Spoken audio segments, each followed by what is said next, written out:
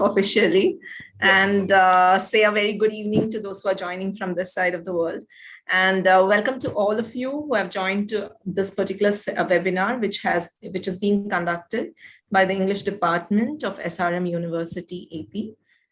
This webinar is basically part of the series of conversations that we've been having about language and society. And the idea has been to connect it to all the 4 skills of communication with all the students who are in communicative skills, etc. So today, we are absolutely fortunate to have Professor Vanessa to share her thoughts on writing. A very, very warm welcome to you, Professor. Thank you, Dr. Supriya. I'm so happy to be here. I wish I could be in Chennai. I've never been to Chennai, and I wish I could be there. Great. Hopefully you do come over and get to meet us all physically. One day. Yes. And also welcome to all the participants. So among the participants, we have faculty members from the English department and the university at large, students within and outside the university. And so it's great to see you all here, and we absolutely look forward to your lively participation. Shoot all your questions, comments, and let us make it as a good discussion. And with that, I hand over to Dr. Soni, the event coordinator and moderator of the session. Thank you. Thank you, Dr. Daniel, for your opening words, and good evening once again to everyone. I'm Soni Wadhwa, and I'm thrilled about today's program, the 3rd edition of Language and Society webinar series. The event is a part of the English department's initiative, as Dr. Daniel pointed out, that aims at inviting authors, activists, and professionals from all domains to interact with the students and faculty at our university. Language and Society is a series meant to cover all kinds of conversations about language, communication, reading, writing, speaking, thinking, and at a deeper level about communicating with others. Today's interaction is with Vanessa Fasson, Professor of Religious Studies at the Liberal Arts Department at Marianapolis College, Quebec, Canada. She is also a research fellow at the University of Free State and a research member for Series at UQAM, that is University of Quebec at Montreal. She's published widely as a scholar. She was just counting her books, the number of books that she's written to tell us, with a number of academic books to her name. Her most recent book was published by University of Hawaii Press and is called Jewels, Jewelry, and Other Shiny Things in the Buddhist Imaginary. And I'm embarrassed to say that I did not know anything about this aspect of her writing. I bumped actually into her fiction first, her first novel, Yashodhara and the Buddha, published by Bloomsbury last year. She is currently completing the sequel to that. Professor Fasson's novel came into my life when I had been thinking about love and how to love better. I did not suspect that I'm going to have a revelation of some sorts in the novel. When I started reading it, I was not thinking about love. It was a story about Yashodhara, Buddha's wife, about whom there are misogynistic jokes around, that she must have been so awful that Buddha chose to left her. As I began to immerse myself into the story by Professor Fasson, the only references I had was the fiction written about Draupadi or Sita. And I kept nodding at each instance of feminist interpretation of the events, of what it might be to live at that point of time. But it turned out very differently. But that's a conversation for another day. We are here to talk about Professor Fasson's experience with both novel as a sort of first break from academic writing. I must share that after her novel, I got to read Professor Fasson's academic work, especially the journal article she wrote sort of about the novel. The article was A Buddhist Love Story, the Buddha and Yashodhara. Today, we look forward to hearing from Professor Fasson about writing and developing an idea into the form of writing.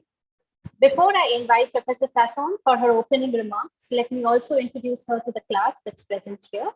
I have at least one student who has shared his enthusiasm for writing. He's a closet novelist, okay? I have one student who has self-published poetry on Kindle, okay? I have a handful who are interested in higher studies and research, and almost all of them have had the experience of writing boring assignments and answers. And right now, we are on the last unit of the subject that I teach, communicative English, and that unit is about writing skills. So on the one hand, there is a lot of resistance to writing because it's seen as very tough. On the other hand, there are so many templates, online. You just Google something and, you are promised that you will write better if you just follow that template.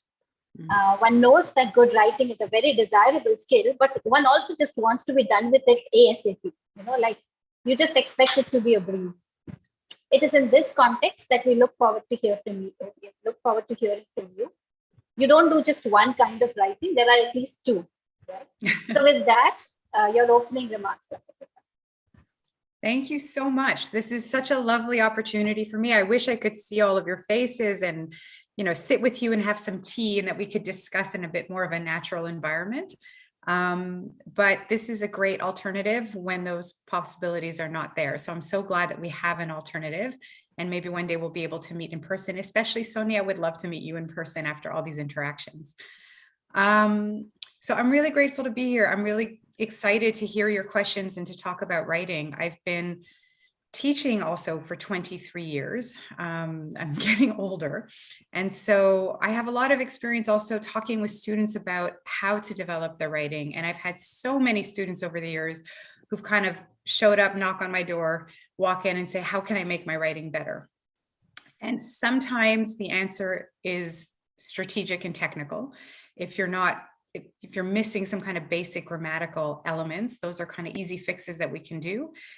But then there's also the kind of bad news about how to become a good writer that I'm going to throw at you right now, that I always tell my students. And so I would kind of start with that. So we kind of put that out there to begin with, is that to learn how to write, there's really only kind of one venue to do it.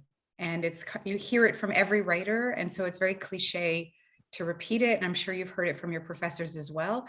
But to really develop the art of writing, whether you're doing academic writing or creative writing, you actually have to write and you have to read. It's learning by osmosis, which in some ways is wonderful because it means you kind of don't have to do any work. The more you read and the more you write, the better you become as a writer. That's actually the secret. Eventually, what you will discover is that the more you read and the more interested you become in writing, the more you watch how writers write.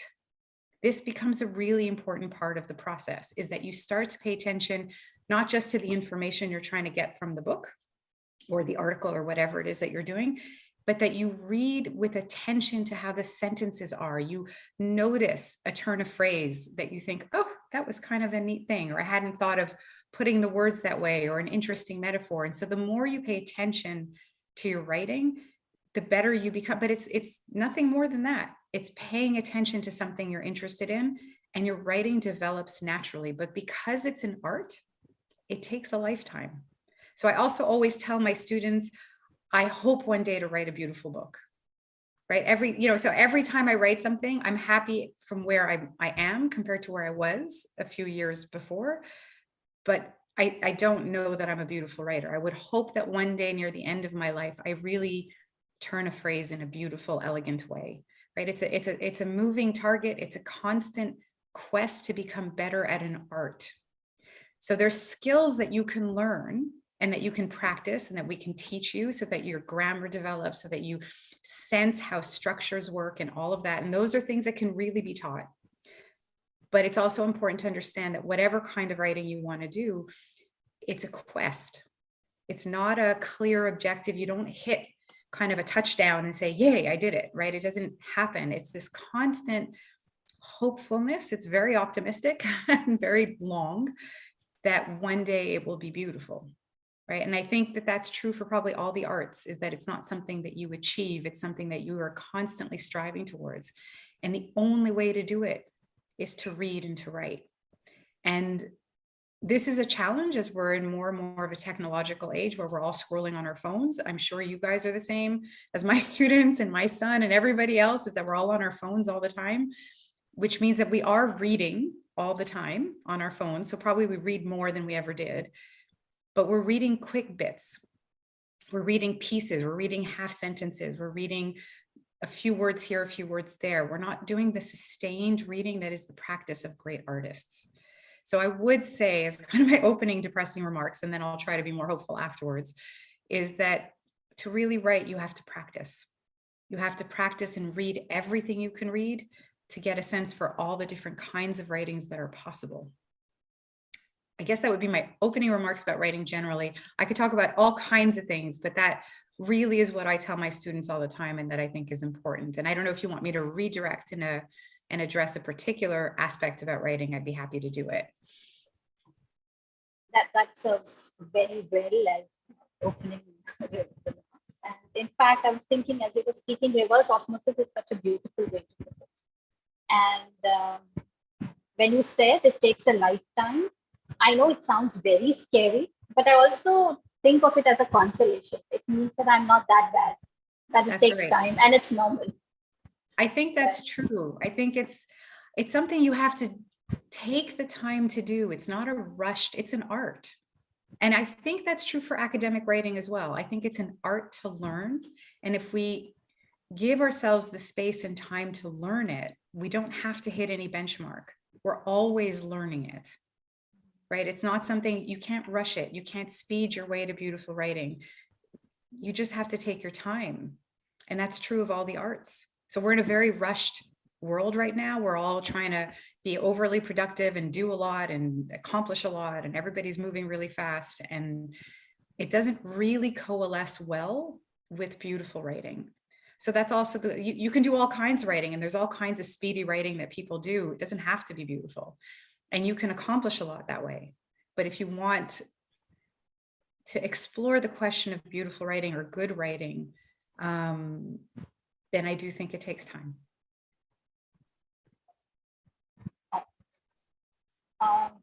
One more question.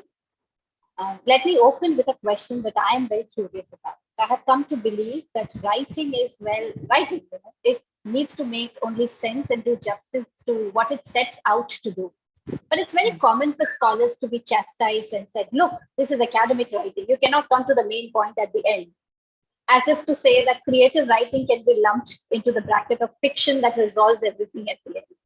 So my question is, do you worry about the two audiences as being different, expectations being different, or is it that a piece should stand on its own with its own set of principles and integrity, rather than bow down to the demands of the peer reviewer or the so-called dumb audience, which expects everything to be accessible, quote unquote accessible? My goodness, that's a loaded question. I feel like there's a whole history behind that question. I think there's 100 different ways to write. Writing is vast. If you go to any bookstore, you'll see 1,000 different possibilities. So to set up like clear rules and say this is the way it has to be done, on some levels we know this isn't true, because people are doing all kinds of interesting things. Even just in fiction, the kinds of possibilities that are out there today are so vast compared to how people wrote novels in the 19th century. There was a standard way of doing it that now all of that has been blown open. There's all kinds of options that are available. That being said, I do think you have to decide what it is you're trying to accomplish and be clear about that for yourself first. There is a style to academic writing. It's opening, it's changing a little bit, but there is a tradition, a very conservative tradition of how to write an academic article or an academic book. The tradition is also from the 19th century. It's a clear setup. There's no surprise at the end. Your introduction has to be very clear. You have to have your thesis statement. You have to tell your audience right at the beginning, this is what I'm going to argue. This is how I'm going to argue it. And then you must argue it. There's a reason for this kind of writing, and I would never want to diminish that. I do think it has its place, and I think it's very important that academic students learn how to do it. They don't have to love it, and they don't have to practice it after they graduate, but they do have to know how to do it. It's a skill. And what it offers us, this kind of writing, is a kind of precision of thought that is what academia depends on, right? Academia is hoping for a kind of sustained, careful argumentation so that we're not saying just whatever we feel like saying, but that we have a clear sense of how we got to our conclusion. It is, I think, really important that we can do that and that we do that. It is hard to follow. Most people will not be able to follow it because it gets very jargon-like, and there's a whole, it gets to be quite inaccessible sometimes with the ways the sentences are structured and the heavy-handedness and all the referencing that you have to do, but it does serve to protect the knowledge that you are showing, that A leads to B, that leads to C, therefore my conclusion is sound. I think it's a skill that we should all learn in the academy. I think it's a skill that serves our knowledge, because when we come to a conclusion, we can be very clear about how we got there, and we're not just making stuff up or coming to random conclusions. I've practiced that kind of writing for a very long time. I do think it serves, but I don't think it's the only way to share knowledge.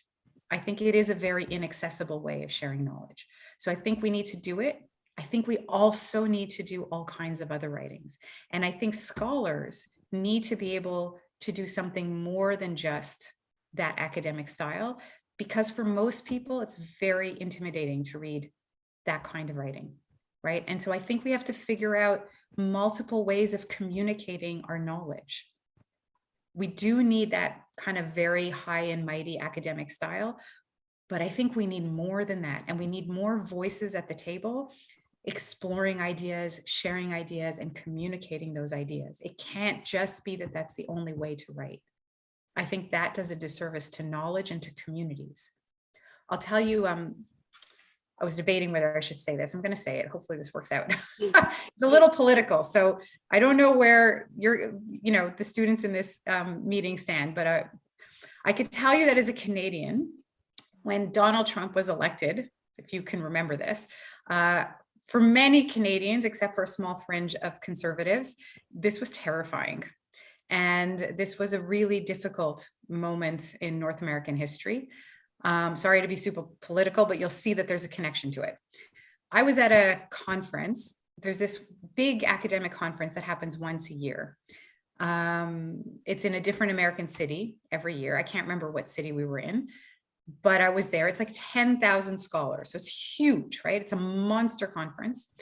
And there's a big exhibit hall, monstrous, like huge room where all the publishers are there and they put out all their books, and the editors are there so you can meet with them to discuss your next projects. It's like it's just a big party. So I go every year to meet with my editors, to meet with other colleagues that I don't get to see otherwise. We all arrive in the same city. The year Donald Trump was elected, many people in the academy, not just Canadians, but many people were very worried about where this was going to go, and were very upset about Donald Trump's election. Again, I'm sorry if any of you thought that was a good thing, but on my side of the planet, for many of us, it was a very difficult moment. And so I was in that exhibit hall, and it was in November, so it was just after he was elected. There was a kind of sense of dismay everywhere. Everyone was very anxious about where is this going if he's the president. And I met with one of my editors, and we were talking, and he was just beside himself as an American. And he said to me, "This is all your fault." And I hold on a second. How is this my fault? What did I do? And he said something I will never forget. He said, "All of you scholars just talk to each other in the ivory tower using language nobody understands. And so the knowledge is not dripping down to the masses. People don't know enough, don't study enough. They don't know how to study enough. You guys talk to yourselves in a bubble and leave everyone else out. And so now we have an uneducated mass of people who think that voting for a celebrity show, TV show host was a good plan for leading one of the biggest countries on earth." And I just thought, oh, okay, it is my fault, right? But it was just this moment of just, what is our collective responsibility as scholars? What are we supposed to do with all the knowledge we have a privilege of acquiring? What do we do with it? And I think one of the answers is we have to make our writing more accessible so that other people can experience it without being intimidated by it. And that is part of the reasoning behind my novel writing, is how do I take the knowledge I have, which is not political. I write about early Buddhist texts. I don't write about American politics, but how do I take the knowledge I've had the privilege of accumulating and share it in a way that does not keep people out of the discussion? That's exactly, I wanted you to touch upon, because, being accessible is not a bad thing at all. No, I That's think why it's a really important thing. And I think what we're seeing in the last couple of years, in my field at least, is more, certainly the scholars that I'm friends with, that I'm colleagues with, that I work with all over the world, I hear this conversation more and more, that I find many scholars are more and more interested in finding ways to communicate their information and not just stay in the confines of the ivory tower. So I do think this conversation is happening. And I'm very excited by that. And I'm seeing different colleagues do all, so I'm doing novels, but I see friends writing in magazines. I see colleagues, right, writing in magazines, writing in newspapers, giving more popular talks, trying to disseminate the knowledge they've had the privilege of developing. And I think that's really good news. Okay. While I continue this conversation, I encourage everyone to post their thoughts and questions in the chat box. I can always hold my questions back. In fact, the first question has already arrived. This says, this is from Amelia. She's saying, dear ma'am, what fascinated you to write about Yashodhara? No one really thinks about her. What references you acquired to learn and write about this? You should see a book. Yeah. Okay. No one really knows about her. Well, a few of us knew about her. In the world, so my specialty has been the early Buddhist narratives and the Buddha's hagiography, so his early life stories. And she's very, very present. So I didn't make her up out of thin air, and I have a lot of sources that I use. So if you ever get a chance, there is an Indian edition of my book that should be accessible in South Asia pretty much. It's got a blue cover. I don't have a copy of it here. Might have it somewhere down there. I have the European edition here. But if you go to that book and you go to the end of the book, there's a whole section of endnotes where I walk the reader through all the sources that I use in each chapter so that you can understand where Yashodhara comes from in the story.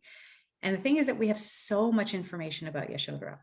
The early text told us a lot, and not even just the early text. We have poetry to this day where people write songs and poems about Yashodhara. In Sri Lanka, her songs of loss, of losing the Buddha, are funeral songs that people sing at funerals. So we have stories of Yashodhara, songs of Yashodhara that have spanned the entire Buddhist world for the last 2,000 years.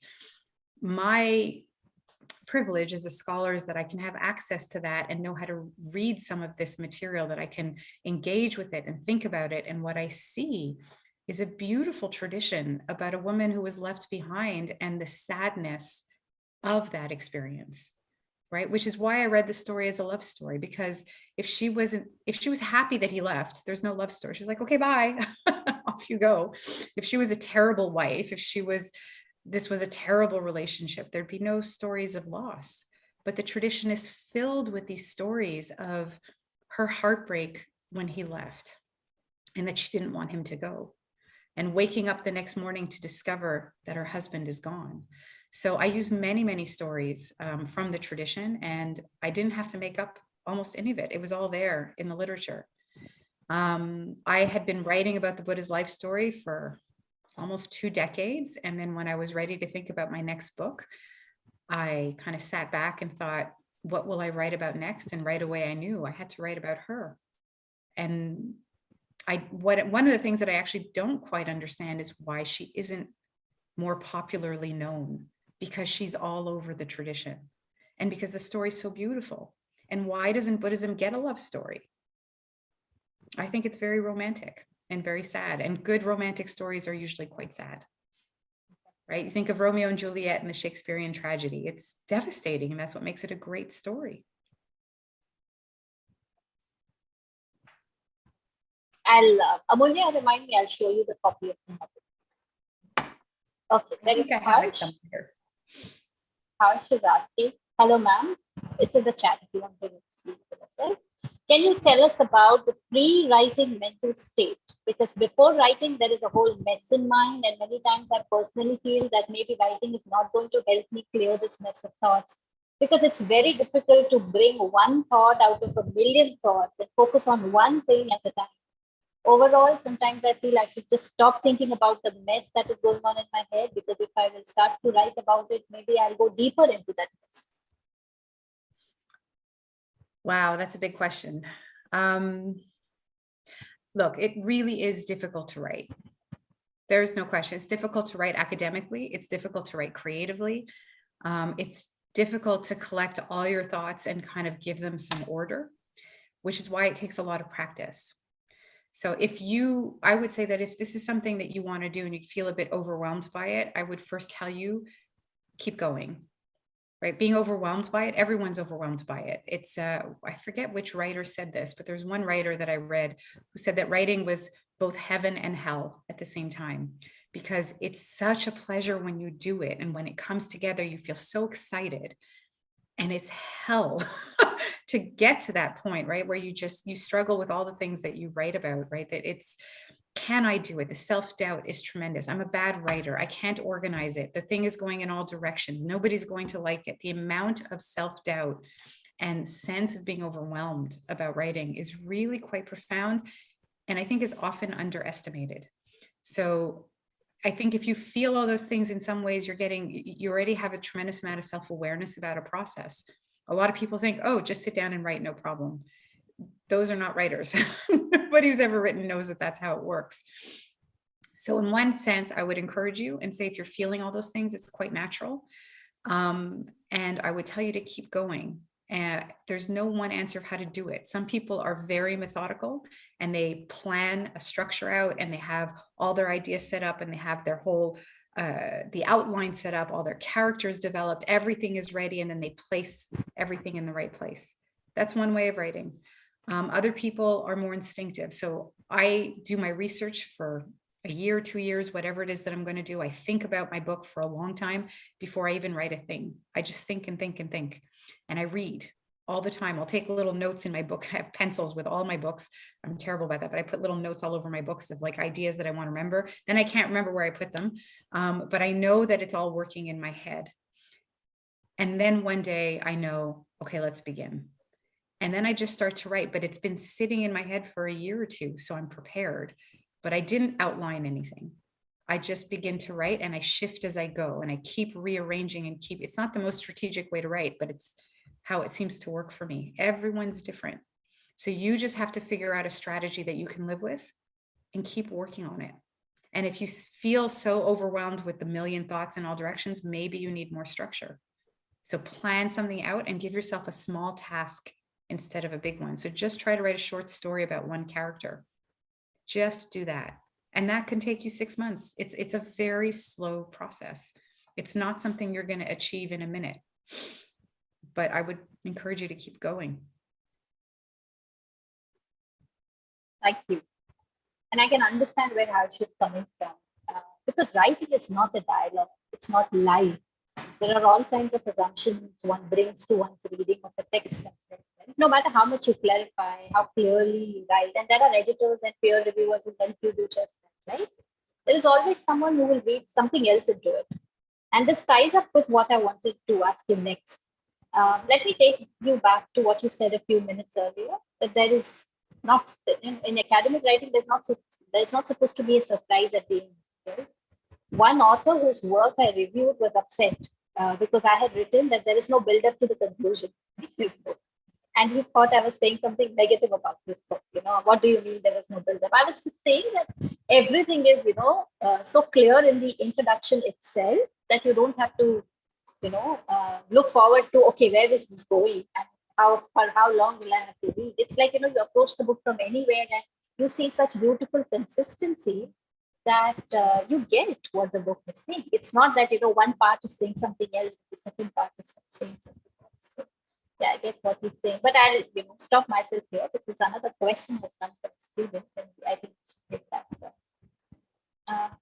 Hello, ma'am. Is there anything that struck you the most while writing the book, and what she's saying is a place where you felt the most stuck, and how did you overcome it? Yes, there was. I've talked about it a few times in different interviews. There was one scene in the book that was the most difficult for me to write. And I rewrote it, I don't know how many times.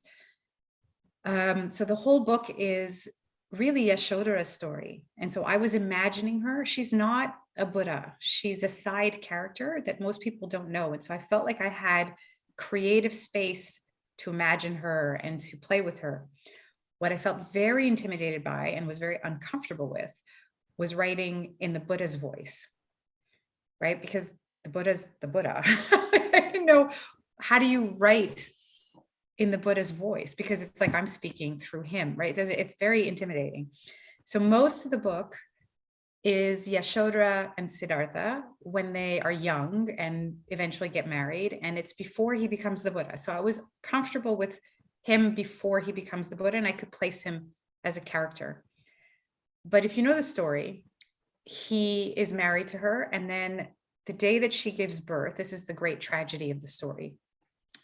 This is the part that made me want to write this book, is that the day she gives birth is the same day, according to some texts, that he goes out and sees the 4 sights. So if you know the story of the Buddha, he leaves the palace one day. He was very enclosed all his life. And one day he escapes the palace. Different texts tell you different ways in which he's accomplished this, but he leaves the palace. And for the first time in his life, he sees old age, sickness, and death. Those are the first 3 sights. And he's completely overwhelmed to see suffering that way. He had never really encountered suffering as a prince. That's a big part of his narrative, is that the king protected him from ever seeing any suffering. And so when he sees that suffering, it devastates him. And then he sees the 4th sight. And the 4th sight is when he sees a monk or a renunciant, a sannyasi. And he sees such peace on the sannyasi's face that he thinks, oh, this is what I want. I don't want to live in the palace anymore. I want to be a sannyasi. I want to be a monk. I want to leave. And so he comes back from his journey to the palace with the decision that he's going to leave home and become a sannyasi in the hope of becoming a Buddha. He comes home to discover that his wife has given birth. And so while he's seeing the 4 sights, seeing suffering as a concept, she's actually experiencing suffering. And she's birthing and facing potentially her own death, because it's a dangerous thing to give birth. And so she's experiencing what he's seeing. He comes home, hears that he has a son. She's, according to one text, this is the Jataka Nidana, which is a 5th century Pali text. In this text, it says that she's sleeping with her newborn son in her arms. And he goes to her room and he sees her sleeping. And he thinks to himself that he wants to touch his son. So you feel that there's love. If he didn't care, first of all, it wouldn't make for a great Buddha. But he wouldn't want to touch his. So you feel this angst of this connection that he still has to his family. And he thinks, I want to touch my child. But then he realizes that if he touches his child, she will wake up and then he'll never be able to leave. And the text doesn't tell us why. It just says he knows if he touches his child, she will wake up and he will not be able to go. And so again, you feel this sense of connection that he has to his wife and to his child. And he can't face it, or there's something he can't do in that moment. And so he's still not the Buddha yet. He's still just a prince. He's not a perfectly awakened being, so he can have his limitations. He turns around and he walks away and he leaves the palace. And the great drama of the book and of her story is that the next morning she wakes up to learn that her husband has left her with her newborn child in her arms. So it's a devastating story for her. And the poets of the early tradition tell her story. They tell us about her loss. And so a big chunk of the book is about her dealing with that loss. But now here's the difficult part. So I was able to write all of that, and I was very invested and I could understand it. And I could feel his pain as he leaves. I could feel her pain when she wakes up and finds out he's gone. But here comes the problem, is that a few years later, after he becomes the Buddha, he comes back and she speaks with him. And that's part of the tradition as well. And that conversation of Yashodhara with a Buddha, not with the prince who's not awakened yet, but Yashodhara talking with a fully enlightened being, that scene was the most difficult scene for me to write, because all of a sudden I wasn't writing about a man that I can relate to. I was writing about, I had to speak words in the Buddha's mouth the Buddha's mouth.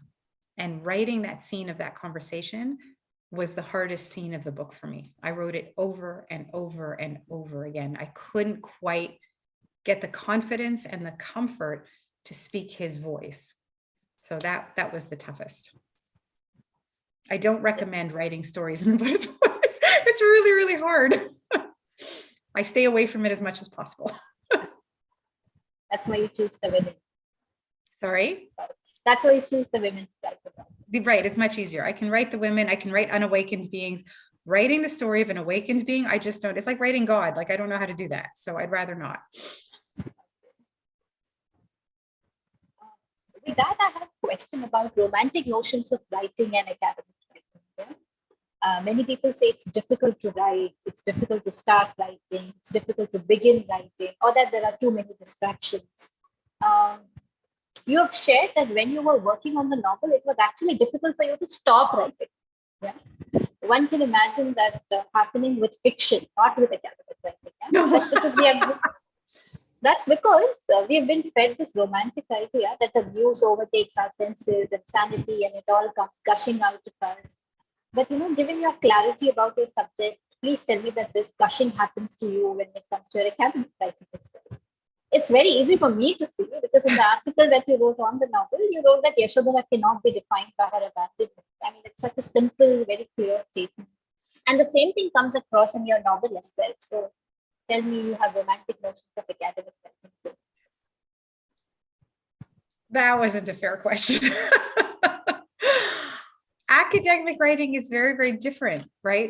It's a calculated piece of writing. It has to be a calculated piece of writing. You can have moments of inspiration when you're writing academically, but you're going to have to go back and make sure you formulate it properly. So where I think the creativity comes in academic writing is in what you see, but how you write it, there is a formula, right? Because you're making a legal case for what you see in the literature, right? Or what you see in whatever it is that you're studying. There's that precision has to be there. That's what makes it that it has credibility, is that we're making a very clear argument about why we think we see it, what we're saying is correct. So where I think the creativity comes in as a scholar is in what you're looking at and how you look at things. But what you formulate as you're writing is a precise case. I think there are many very creative scholars out there, and what makes them creative is how they've turned an object around and seen it in a new light, right? So if you think of the first feminist writers in any religious tradition, the Bible or the Quran or the Mahabharata, whatever it is that we're looking at, we looked at it, we were almost always looking at the men's perspective. It took somebody to turn the story around and say, wait, what about Draupadi?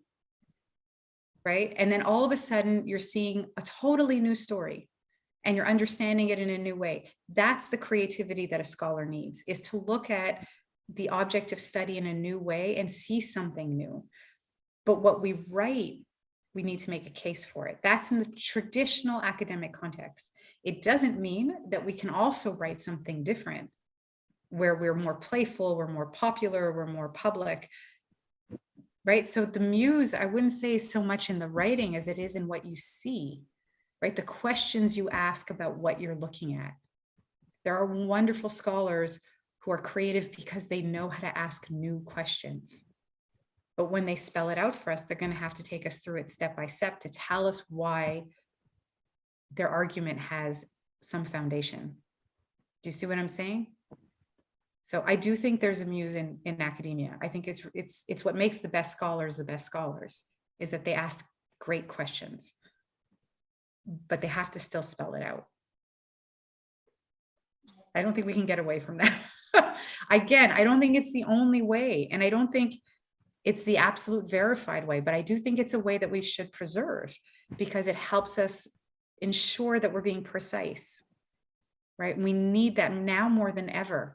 Right, as popularism is kind of galloping quickly, and kind of mass hysteria in politics is happening all over the world, and fundamentalism is coming back and nationalism is coming back. These are exactly the tools we need to help us think clearly. so that we think, okay, is this really the case? Let's see. Step A, step B, step C. Let's walk ourselves through it carefully and come to our conclusions intelligently. Those are really important skills I think we have to preserve. I don't think we all have to do it, but I do think there has to be a group of people who continue to engage with their research that way. And then I think everyone else has to engage with their knowledge in other ways. It's not a one size fits all. You mentioned creative scholars right now. And I think I can recall Umberto Eco here, who said he wrote his thesis like a whodunit. And I'm not sure how many supervisors and scholars are brave enough to do that today. But that, because you mentioned creative scholars, I thought I must ask you, who are your models for it? Actually, he's one of them. Umberto Eco is, yeah, no, he's a fascinating scholar. He was very precise and he was very careful at every step of the way. He was a very precise thinker in his languages and his skills to get him from A to B. But he was also the one who would say, how did we come to decide that Plato or Aristotle are kind of academic works and not fiction? Like, how do we make these distinctions in education? How do we decide what is creative and what is not? To ask a good question is a creative process. And so we've made very hard lines between what goes in the fiction section and what goes in the academic section. He blurred those lines. And I think he was right about that, right? That to be a good creative writer, you do have to have knowledge.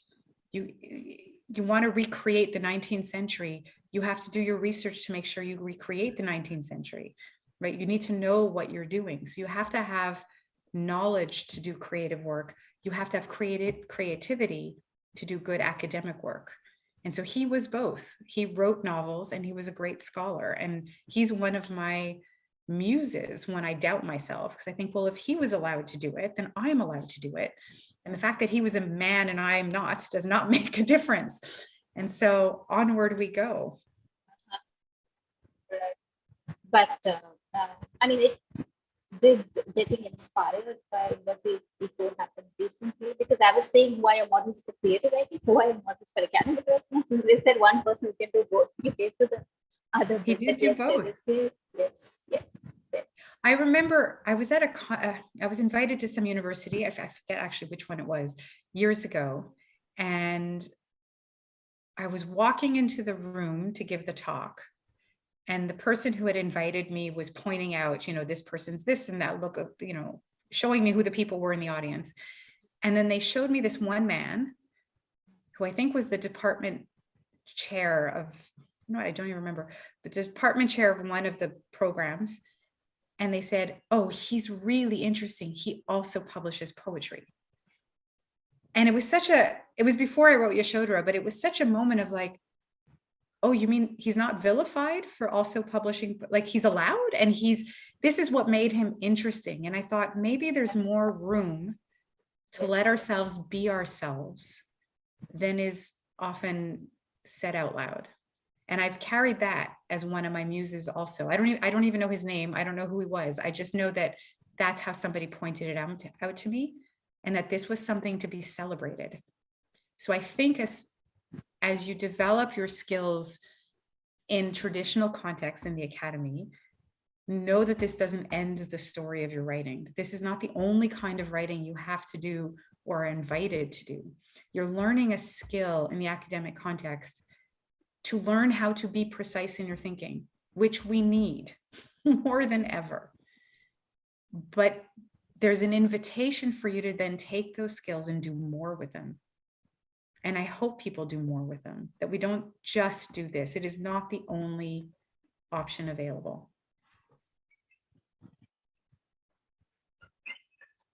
Another question that I have in mind is that academicians don't make for good fiction writers, they say. The storytelling is just an excuse for them for doing something else. What do you think? That's not fair. That's kind of mean. Not that you're being mean, but I think I know what you're saying. I think a lot of people do think that, and I don't buy it. I mean, what are religions if not spaces where people have told stories. If you're going to study a religion, you're studying the history of stories. It's what humans being have been doing since the beginning of time. I mean, the earliest humans that we have records, the earliest Homo sapiens, the earliest Neanderthals left us beautiful paintings on walls. They were telling us stories. This is what human beings do. Who are we not to tell them and to enjoy them and to participate in this tradition of telling stories? It's what I think a good thinker would do. So there's a lot of really harsh things out there. There's a lot of judgment in the academic world. It is a rough place. It's an old boys club for sure, an old white man's club for sure. It's very controlled. There's a lot of obstacles. But I think that's true no matter what job you do in life. You just have to just keep pushing the ugliness and the unnecessary out of your way and do what in your heart of hearts seems to be the right thing. And just keep working. And maybe the world will notice, or maybe the world won't, but you can't waste your time too much with that question.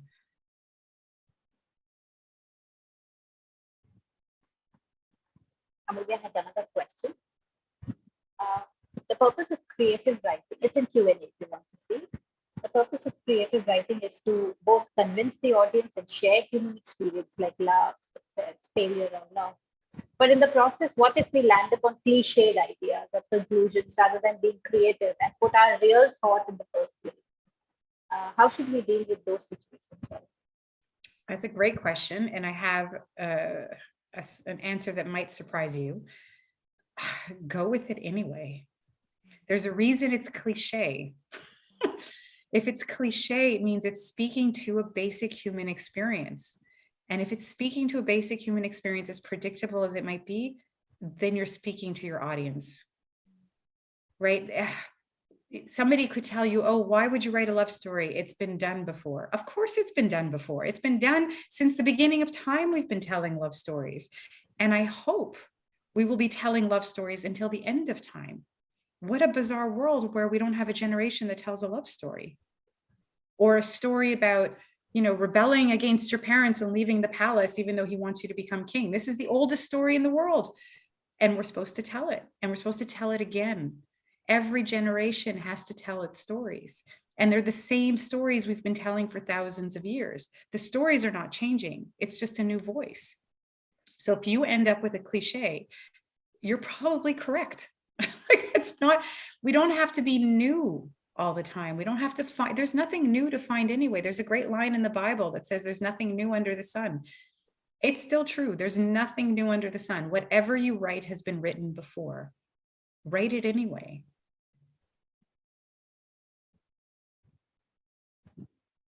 Write it anyway. You spoke about this a bit earlier, but let's have you unpack it a bit more now. Is fiction knowledge in the sense that academics like to do? So I have a crazy, is fiction knowledge? Knowledge in the sense. Is fiction knowledge in the sense academic? Is fiction knowledge? Of course it is. Of course. Why wouldn't it be? Everything's knowledge. There's something to learn everywhere. You can learn from anything. If a book is also, the writer has done their research, they're offering you a whole world for you to see through their creativity instead of having to imagine it through theory. Sometimes fiction is the best way to learn. Of course it's knowledge.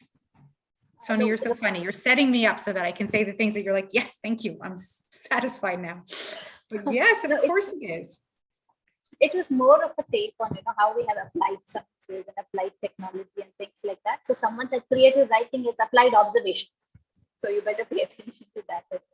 So the tussle was between, basic sciences and applied sciences and things like that. So we said we should stop calling creative writing creative writing. We should come up with something like applied observations or something like that, or applied knowledge. So that was the lens. We could, sure. So with that, your closing comments. Let's have your closing comments. Well, my closing, I would have loved to have heard from some of the students in person and to speak out loud. I'd love to see your faces if any of you guys want to do that. I'm always happy to see faces, but I hope this has been helpful to you, and I hope you guys keep writing. I know it's really intimidating, but I think there's nothing better than to take what's inside of you and find the vocabulary to get it out, which is the great gift of writing, right? It's a great gift of having a great vocabulary. This is the kind of stuff that I think people in the 19th century knew that we may have forgotten. And I would urge us to remember a little bit, is that there's an extraordinary satisfaction to having the words available to us to be able to say what we experience. And the more words you have at your disposal, the more you can identify experiences and speak about them and share them and hear about other people's experiences. It's the reason, certainly, that I write, and that I think a lot of people write, is to get the emotions and the stories and the ideas that we have inside of us to come out in a shape that we can identify and share. And it's a wonderful experience when you finally get it out. So I hope that you guys try and play and attempt to get those words out and to keep questing to develop that vocabulary and develop those skills that you practice all your life, so that you can always identify what it is that you're seeing in the world. It is what we do as humans. We speak and we write. So I hope you get to keep doing that. A great vocabulary. I like the way you put it, because I think it also speaks to Amulya's question that you just answered regarding what is it that can make your work different from a cliche. It's something, the way you unpack it, the way you unflesh it, that you will be able to think of uncliched ways to say the cliche.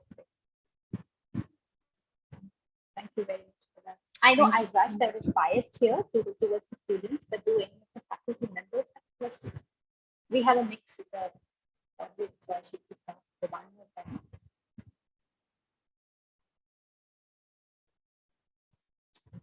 All right. Dr. Daniel, are you coming up live? Yeah. No, I just wanted to go back to what you were saying about you were saying about how your one of your friends did say about how we as people who practice writing and research in humanities have failed in general, that it does not percolate to the general public.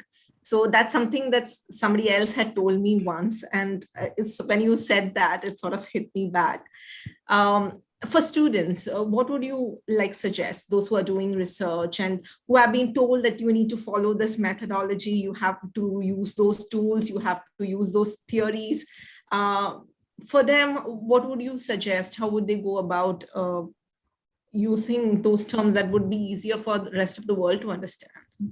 I think students today have a lot of access, and they probably know better than we older folks do.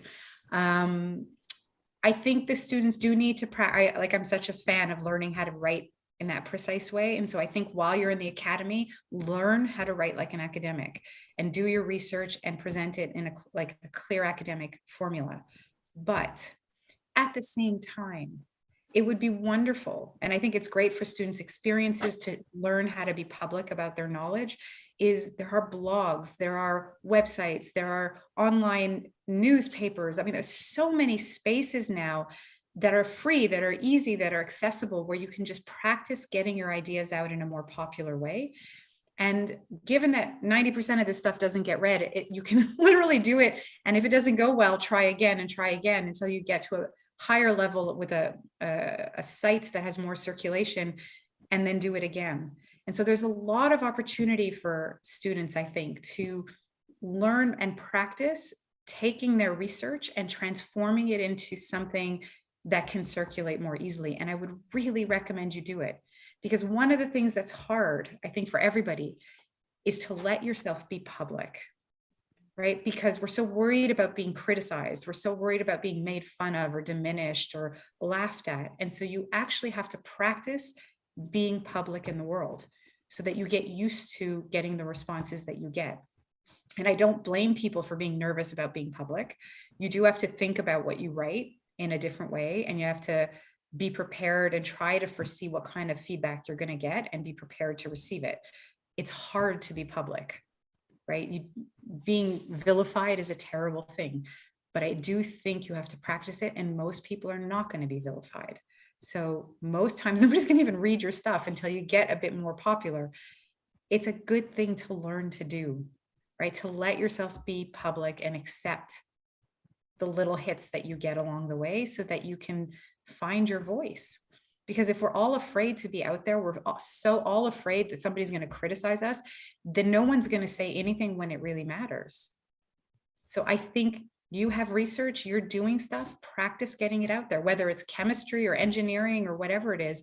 Learn how to take your knowledge and reshape it so that you can make it interesting to someone who doesn't know this material. Because if you think it's interesting, somebody else out there is going to think it's interesting. You just have to show them the way. And I think it should be done. Thank you for I think that, I think that takeaway question was a better way to lead to closing remarks. So thank you, Dr. Daniel, for that one. And thank you to Professor Pratham, of course, for your response. Thank you so much for having me. I know you've been quite packed, and yet you found time to talk to us. And I'm very, very grateful. I hope you come again to talk to our next batch too. It would be my pleasure.